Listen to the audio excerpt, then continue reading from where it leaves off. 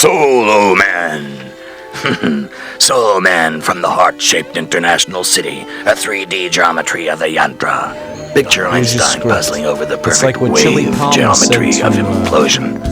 The bad guy. Basically, the book I just read called all Be Cool dialects. by The guy was a big bad guy, and he comes into this office. Did you know that, Linda? That Michael was, Don't. hermaphrodite?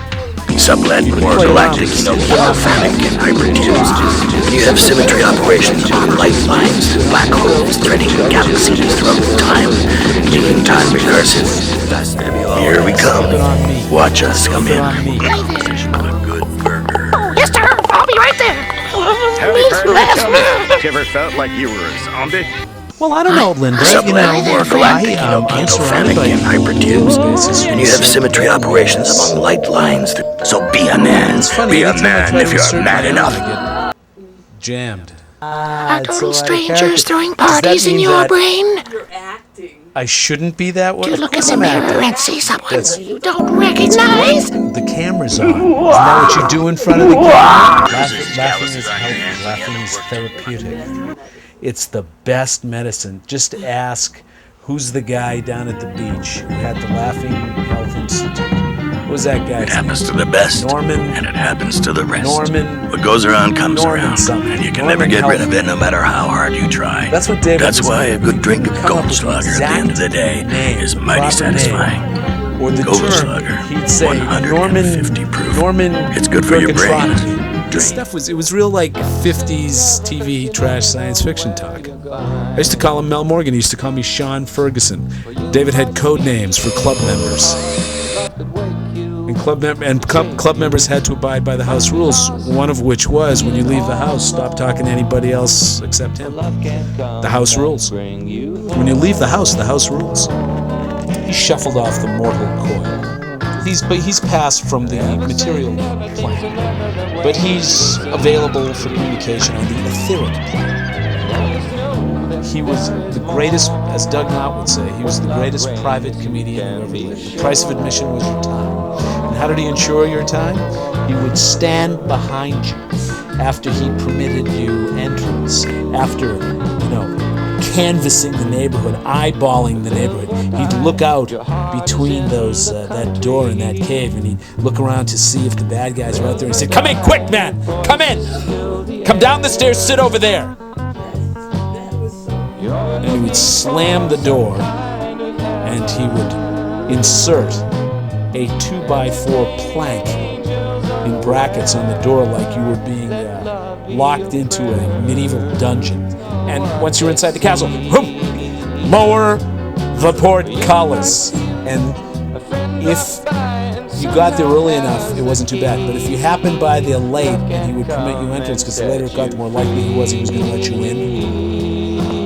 If he did that, and you made the mistake of entering, and he locked the door with that kind of final thud, my God, I'm never going to get out of here. I have to go to work tomorrow. The biggest mistake anybody could make with this man, and he was a very persuasive person, he really was, and he really knew how to dig down deep and catch you in your bullshit. The worst thing you could do was allow him to ingratiate himself to you by providing you with motivation and amusement of other types, so that you found yourself within an hour and a half feeling like $1 million, maybe $100, or maybe $1 million, at least 100, because when he had you in that very suggestible place, right? He would turn on you and say, he mesmerized. With words and actions and flash paper and incense and marijuana and God knows what other Schedule C brainbusters. He would get you to the point where you would be exactly where he wanted you to be, and you imagined yourself that you wanted to be. He would say, you imagine that you want to be there. And he would ask you something, and he would say, hey, don't you work at that place? Yeah, you're a big shot at that place, aren't you? Well, yeah, and of course you're feeling like, hey, yeah, I'm a big shot. He thinks I'm a big shot. I must be a big shot. He never worked. He worked very hard at going to the bank once a month and in the shade. And he'd always... That made him, you know what that made him?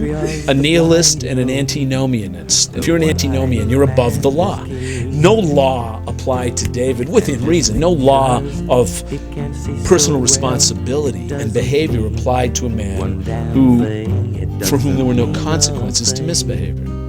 Yeah, there were short-term consequences, but there was always Daddy.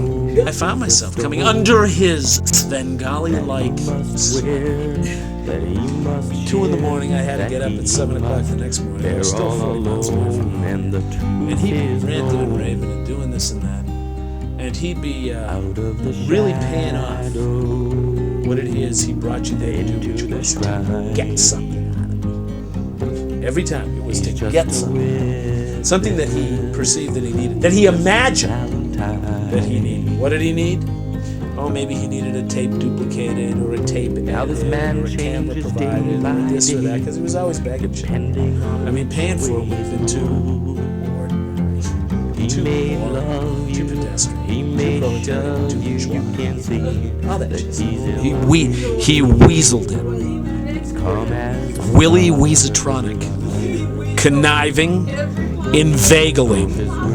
Even if he had it, he'd weasel more of it. He was a weaseler.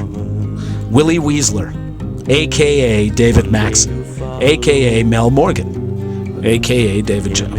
He was a man of many monikers. And all the gherkins, and don't be a gherkin, or a geekle. Get a slap to an awareness. Watch New Wave Theater.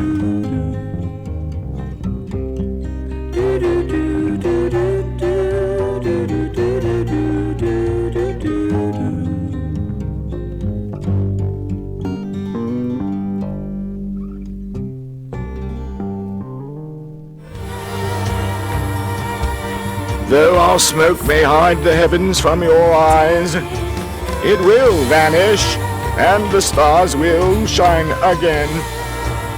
Because for all our power and weight and size, we are nothing more than children of your brain.